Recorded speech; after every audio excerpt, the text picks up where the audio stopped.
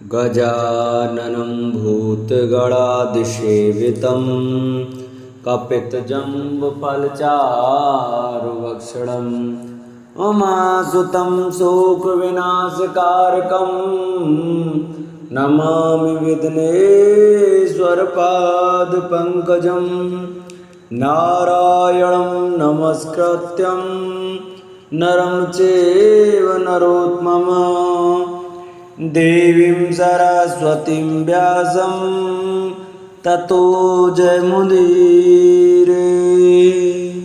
जन्मेजय ने पूछा, द्विजश्रेष्ठ अदिति नंदन भगवान सूर्य के पुत्र यम श्राद्ध देव क्यों कहलाते हैं और श्राद्ध की उत्तम विधि क्या है, इसे मैं सुनना चाहता हूँ। पितरों की आदि सृष्टि कैसे हुई, ये पितर कौन हैं? हमने ब्राह्मणों के मुख से यह बात सुनी है कि जो पितर स्वर्ग में स्थित हैं वे देवताओं के भी देवता हैं। वेद के जानने वाले भी ऐसा कहते हैं। अतः मैं इस बात को भली भांति जानना चाहता हूँ। उनके जो गढ़ कहे गए हैं उनका जो परम बल है और हमारा किया हुआ श्राद्ध जिस प्रकार उन्हें तृप्त करता है तथा जो पितर प्रसन्न होकर मनुष्यों का कल्याण करते हैं, उन सब को एवं उत्तम पितृ सर्व को मैं जानना चाहता हूँ। वैशंपायन जी बोले, बहुत अच्छा, मैं तुमसे पितरों के उत्तम सर्ग का वर्णन करूंगा। हमारा किया हुआ श्राद्ध जिस प्रकार पितरों को तृप्त करता है तथा जो पितर श्राद्ध से संतुष्ट होकर हमें कल्याण के भागी बनाते हैं, उनका परिचय दूंगा। पूर्व काल में भीष्म के पूछने पर मार्कंडेय जी ने उनसे इस विषय का वर्णन किया था। फिर महाभारत काल में सरसैया पर पड़े हुए भीष्म से धर्मराज युधिष्ठिर ने भी पहले ऐसा ही प्रश्न किया था जैसा इस समय तुम मुझसे पूछ रहे हो। भीष्म जी ने युधिष्ठिर को किस प्रकार उत्तर दिया था वह सब मैं तुम्हें क्रम से बताऊंगा। पहले मार्कंडेय जी के पूछने पर सनत कुमार जी ने जो उपदेश दिया था वही युधिष्ठिर और भीष्म के संवाद में कहा गया है। युधिष्ठिर ने पूछा, धर्मज्ञ पुष्टि चाहने वाला पुरुष किस प्रकार पुष्टि पा सकता है और कैसा कर्म करने से मनुष्य को शोक नहीं करना पड़ता, इसे मैं सुनना चाहता हूँ। भीष्म ने कहा, युधिष्ठिर, जो समस्त कामनाओं को पूर्ण करने वाले श्राद्धों द्वारा तत्पर होकर पितरों को तृप्त करता है, वह पितरों की प्रीति में लीन रहने वाला श्राद्ध करता इस संसार में आनंद भागी होता है और मरने के बाद परलोक में सुख भोगता है। युधिष्ठिर, पितर धर्म चाहने वालों को धर्म, संतान चाहने वाले को संतान और पुष्टि चाहने वाले को पुष्टि भी प्रदान करते हैं। युधिष्ठिर ने पूछा, किन्हीं के पितर स्वर्ग में रहते हैं और किन्हीं के नरक में, क्योंकि यह बात प्रसिद्ध है कि प्राणियों को अपने कर्मों से उत्पन्न होने वाला फल अवश्य भोगना पड़ता है। फल चाहने वाले पुरुष सदा पिता, पितामह और प्रपितामह को लक्ष्य करके श्राद्ध करते हैं। सर्वदा इन तीन पिंडों में ही दिए गए श्राद्ध पितरों को कैसे प्राप्त होते हैं और वे पितर जब स्वयं नरक में निवास कर रहे हैं तब वे फल भी कैसे दे सकते हैं, अथवा यदि वे पितर उनसे भिन्न हैं तो कौन है, उनका क्या परिचय है, हम किन पितरों की पूजा करें। हमने सुना है कि स्वर्ग में रहने वाले देवता भी पितरों का पूजन करते हैं। माधुते, इन सब बातों को मैं विस्तार पूर्वक सुनना चाहता हूँ। पितरों के निमित्त किया हुआ श्राद्ध किस प्रकार प्राणियों का उद्धार करता है, इस कथा का वर्णन कीजिए, क्योंकि आपकी बुद्धि अथाह है। भीष्म जी ने कहा, शत्रुमर्दन, हम लोग जिनकी पूजा करते हैं इस विषय को जैसे मैंने सुना है वह सब तुमसे कहूँगा। जो अन्य पितामह आदि से भिन्न पितर हैं, इस विषय में मेरे परलोकवासी पिता ने भी गाथा गाई है। श्राद्ध के समय जब मैं अपने पिता को पिंड देने लगा, तब उनका हाथ भूमि को फाड़कर निकल आया और वे उस हाथ में से ही मुझसे पिंड मांगने लगे। उनका बाजूबंद आदि हाथ के आभूषणों से विभूषित और लाल लाल उंगलियों वाला वह हाथ वैसा ही था जैसा मैंने पहले जीवित अवस्था में देखा था। उस समय मैंने विचार के कल्प सूत्रों में तो मैंने ऐसी विधि कहीं नहीं देखी है। यह विचार कर मैंने बिना कुछ परवाह किए ही पिंडों को कुशाओं पर ही रख दिया। निष्पाप भरतश्रेष्ठ, उस समय मेरे द्वारा संतुष्ट किए गए पिता परम प्रसन्न हुए और मधुर वाणी में मुझसे कहने लगे, पुत्र तू धर्मज्ञ और विद्वान है।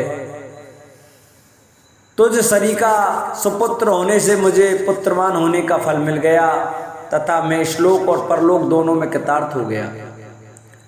दृढ़ता पूर्वक ब्रह्मचर्य व्रत का पालन करने वाले निष्पाप भीष्म, धर्म में लोगों की आस्था दृढ़ करने के लिए ही मैंने ये तेरी परीक्षा ली है। धर्म की रक्षा करने वाले को जैसे धर्म का चौथाई फल मिलता है, इसी प्रकार धर्म की रक्षा न करने वाले मूढ़ मनुष्य पाप के चौथाई फल को पाता है। धर्म विषय का आचार में राजा जिस बात को प्रमाणिक बता देता है, प्रजा उस प्रमाणभूत राजा के आचरण का अनुकरण करती है।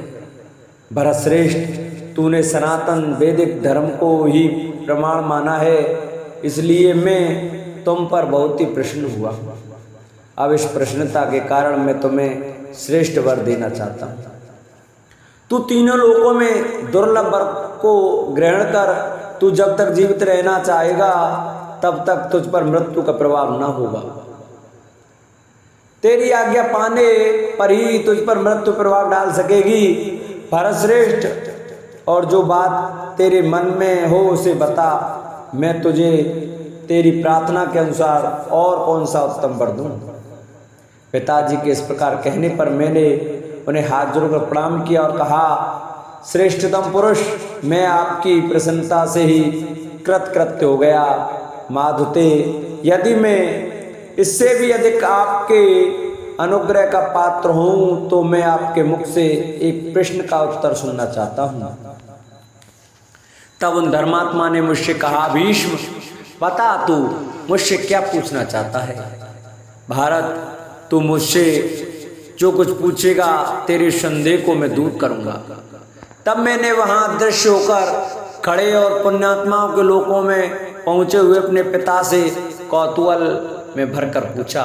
भीष्म ने पूछा, पिताजी, पितृगण देवताओं के भी देवता सुने जाते हैं, देवता ही पितर हैं या दोनों भिन्न भिन्न हैं? हम किनकी पूजा करें? तात दूसरे लोकों में गए हुए पितरों को हमारा दिया हुआ श्राद्ध कैसे तृप्त करता है और श्राद्ध का क्या फल है? देवता, दानव और मनुष्य तथा यक्ष, नाग, गंधर्व, किन्नर और महासर्प आदि किसकी पूजा करते हैं? धर्मज्ञ, इस विषय में मुझे बड़ा कौतूहल और संदेह है, अतः आप इसका मुझसे वर्णन कीजिए, क्योंकि मेरे विचार से आप सर्वज्ञ हैं। भीष्म के इस वचन को सुनकर पिता शांतनु बोले। शांतनु जी ने कहा, भारत, जो बात तू मुझसे पूछता है उसे मैं संक्षेप से कहता हूँ। निष्पाप पितर जिस प्रकार उत्पन्न हुए हैं और उनको अन्न आदि देने से जो फल मिलता है, श्राद्ध में पितरों के कारण को अतार्थ जिनके ये कार्य हैं उनको तू सावधान होकर सुन। तात स्वर्ग में स्थित पितृदेवता आदिदेव ब्रह्मा जी के पुत्र हैं। देवता, असुर, मनुष्य, यक्ष, नाग, गंधर्व, किन्नर और महासर्प आदि उनकी ही पूजा करते हैं। वे श्राद्धों में तृप्त किए जाने पर देवताओं और गंधर्वों सहित जगत को तृप्त करते हैं। यह वेद अथवा ब्रह्मा जी का अनुशासन है। महाभाग, तू आलस्य रहित होकर श्रेष्ठ श्राद्धों द्वारा उन पितरों का यजन कर। तब वे सब कामनाओं का फल देने वाले पितर तेरा कल्याण करेंगे। भारत, यदि तू नाम गोत्र आदि का उच्चारण करके उनकी आराधना करेगा तो वे पितर हमें और हमारे स्वर्गीय पितरों को भी तृप्त करेंगे। और बाकी सब बातों को मार्कंडेय जी तुझसे कहेंगे। भारत, वे पितृभक्त और आत्मज्ञान से भरपूर हैं। आज ये मेरे ऊपर अनुग्रह करने के लिए ही श्राद्ध में आए हैं। अतः इन माँ भाग्यवान मार्कंडेय जी से ही तू इन प्रश्नों का पूछ। इतना कहकर शांतनु जी अंतर्धान हो गए। इस प्रकार हरिवंश महापुराण का 15वां अध्याय श्राद्ध संकल्पों नाम 16वां अध्याय पूर्ण हुआ।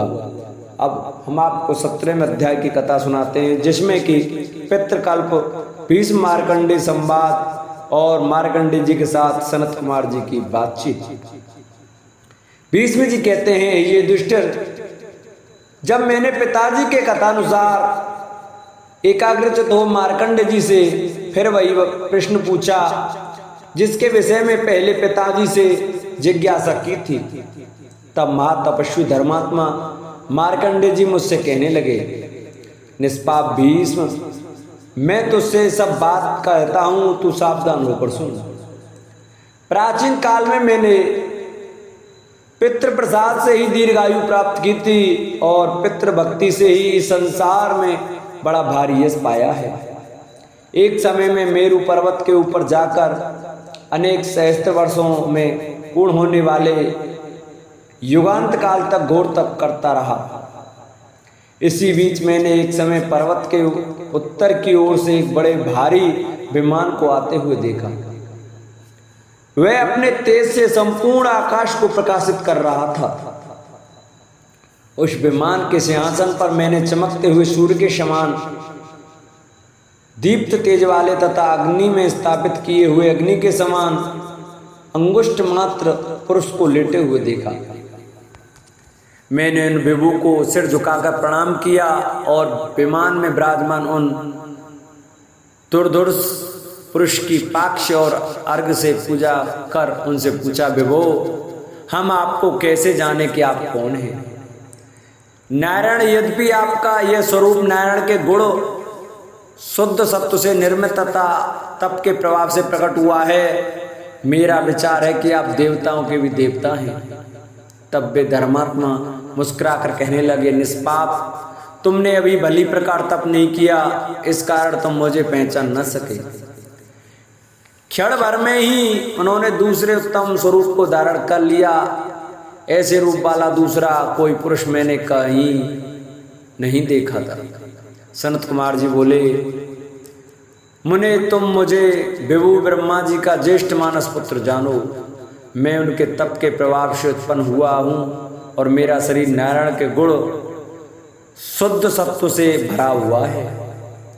प्राचीन काल से ही देवताओं में जो सनत कुमार प्रसिद्ध हैं, मैं वही हूँ। भार्गव, तुम्हारा कल्याण हो। मैं तुम्हारी किस कामना को पूर्ण करूं?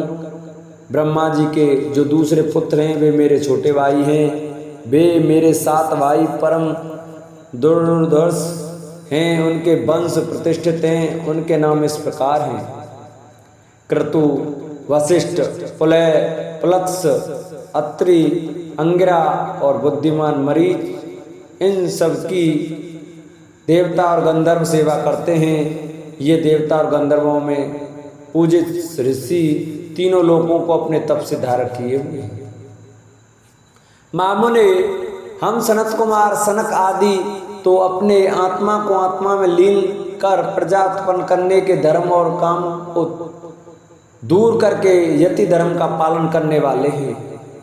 मैं जैसे उत्पन्न हुआ हूँ वैसा ही कुमार हूँ, अर्थात बालक के समान राग द्वेष आदि से शून्य हूँ। अतः तुम मुझे कुमार जानो, इसलिए मेरा नाम सनत कुमार प्रसिद्ध है।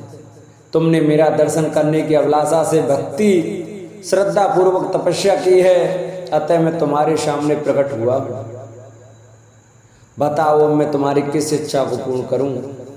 भारत, वे सनातन कुमार सनत कुमार जब इस प्रकार कह चुके और जब प्रसन्न होकर उन्होंने मुझे प्रश्न करने की आज्ञा दे दी, तब मैंने उनसे वार्तालाप किया था।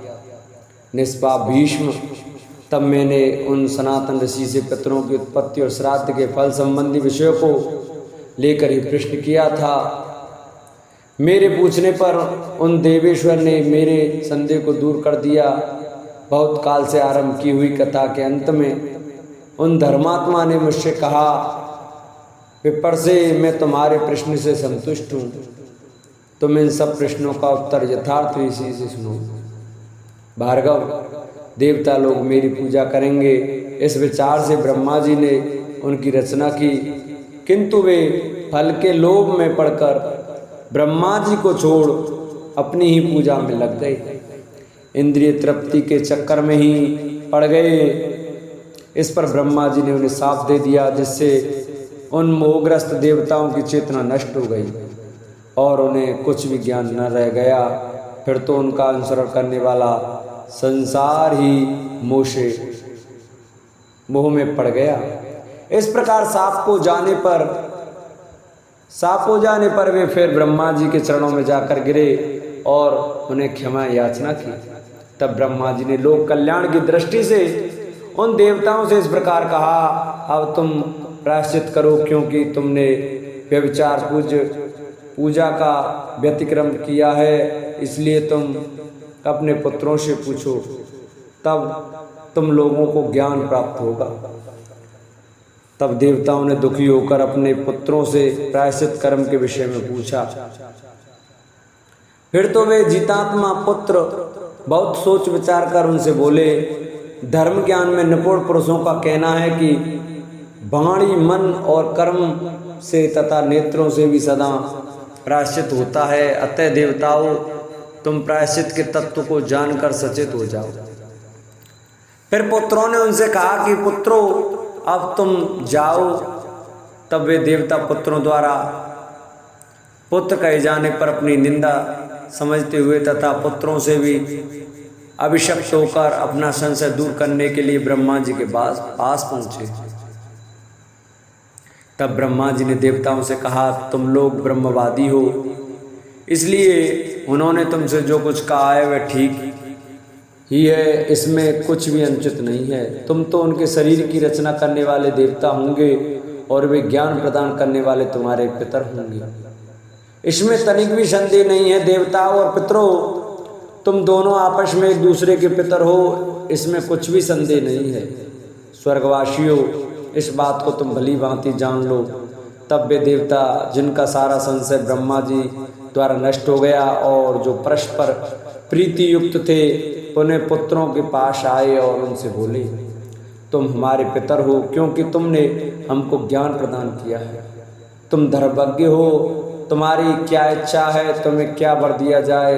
तुमने जो बात कही है वह ठीक है, इसमें कुछ अनुचित नहीं है, परंतु तुमने जो हमें पुत्र का कहकर संबोधित किया है, इस कारण तुम पितर होगे, इसमें कुछ संदेह नहीं है। जो प्राणी श्राद्धों द्वारा पहले पितरों का पूजन किए बिना ही जो कुछ क्रियाएं करेगा, उन क्रियाओं का फल राक्षस, दानव और सर्पों को प्राप्त होगा। तुम दिव्य पितर हो, तुम्हारे द्वारा श्राद्धों से परिपुष्ट किए गए लौकिक पितर स्वयं तृप्त हो अपने अधिदेवता सोम की वृद्धि करेंगे। श्राद्धों से आप्यायित होता हुआ चंद्रमा, समुद्र, पर्वत, वन और चराचर प्राणियों से भरे हुए लोगों को आप्यायित तृप्त करेगा। जो मनुष्य पुष्टि पाने की इच्छा से श्राद्ध करेंगे, पितर उनको सदा पुष्टि और संतान देंगे। जो पुरुष सर्वत्र विद्यमान पितामह और प्रपितामह को उनके नाम और गोत्र का उच्चारण कर 3 पिंड देंगे, श्राद्ध दान से तृप्त हुए वे पितर उनकी सदा वृद्धि करेंगे। परम श्रेष्ठी ब्रह्मा जी ने पहले ही ऐसे आज्ञा दी है। स्वर्गवासियों, उनका वचन अब सत्य हो, हम सब परस्पर पुत्र और पितर हैं। संत कुमार जी ने कहा, मुनि, जो देवता हैं वे ही पितर हैं और जो पितर हैं वे ही देवता हैं। इस प्रकार ये देवता और पितर आपस में एक दूसरे के पिता और पूज्य हैं।